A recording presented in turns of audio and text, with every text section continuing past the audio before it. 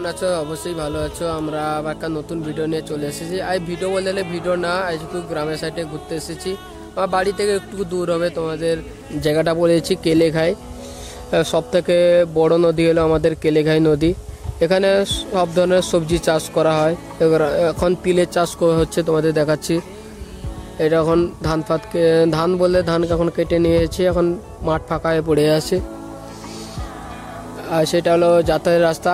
এপারে লোক এধারকে যাওয়াতে মানে বলে যাওয়া আসা করে, এধারে লোক এধার যাতায়াত করে।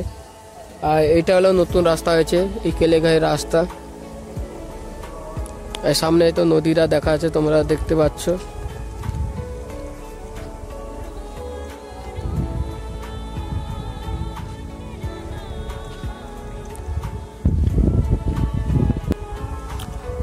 কোনোদিন এলে আমাদের এখানে আসবে, তোমাদের আমি চারপাশে একটু ঘুরিয়ে দেখাবো তোমাদের। আর ও সাইডের দিকে একবার যাব আমি ভিডিও শ্যুট করতে, তোমাদের এসে ঝিলফিল আছে, তোমাদের দেখাবো তোমাদের।